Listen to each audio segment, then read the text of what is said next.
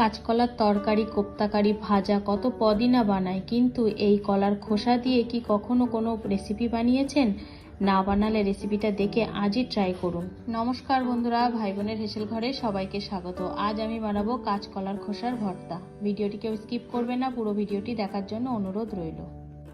আজকের রেসিপির জন্য আমি এখানে 3টে কাঁচকলার খোসাকে ভালোভাবে ছাড়িয়ে ধুয়ে নিয়েছি।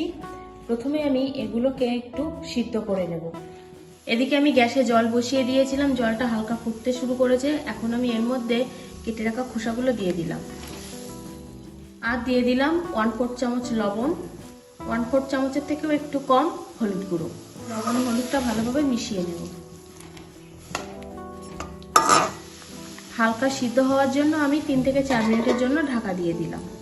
3 থেকে 4 মিনিট হয়ে গেছে, আমি এবার ঢাকাটা খুলে নিলাম। খোসাগুলো হালকা সিদ্ধও হয়ে গেছে। আমি এবার এগুলো জল থেকে তুলে নেব।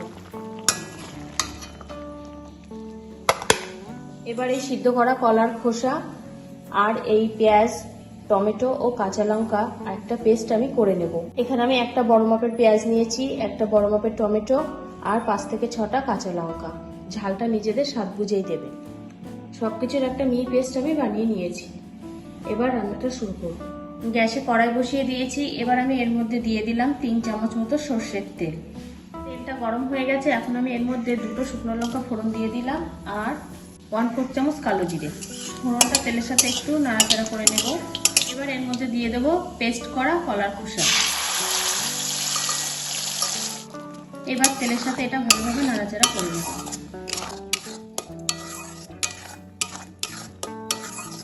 সাথে ওটা ভালোভাবে মিশিয়ে নিয়েছি। এবার এর মধ্যে অ্যাড করব কিছু গুঁড়ো মশলা। প্রথমে দিয়ে দিলাম 1/4 চামচ শুকনো লঙ্কা গুঁড়ো, 1/2 চামচ হলুদ গুঁড়ো, 1/4 চামচ জিরে গুঁড়ো, 1/4 চামচ ধনে গুঁড়ো, 1/4 চামচ গোলমরিচ গুঁড়ো, 1/2 চামচ লবণ, 1/4 চামচ চিনি। সবকিছু এবার ভালোভাবে মিশিয়ে নেব।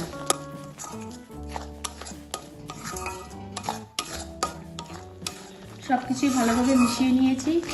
এবার আমি এইভাবে এটা আস্তে আস্তে নেড়ে নেড়ে রান্নাটা করব, না হলে তলায় লেগে যেতে পারে।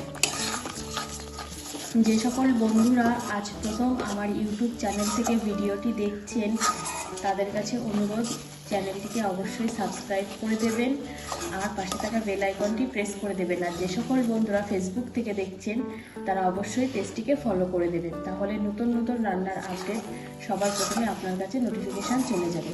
আর এতক্ষণ ধরে যে ভিডিওটি দেখছেন, যদি লাইক ও কমেন্ট করে না থাকেন, তাহলে অবশ্যই অনুরোধ করছি একটু লাইক এবং কমেন্ট করে যাবেন কেমন লাগছে আজকের ভিডিওটি। 7 থেকে 8 মিনিট আমি এইভাবে রান্না করে নিয়েছি। দেখুন কালারটা কিন্তু অনেকটাই চেঞ্জ হয়ে গেছে, আর যে রস ভাবটা ছিল সেটা কিন্তু অনেকটাই শুকিয়ে এসছে, আর কড়া থেকে কিন্তু ভর্তাটা ছেড়েই দিচ্ছে।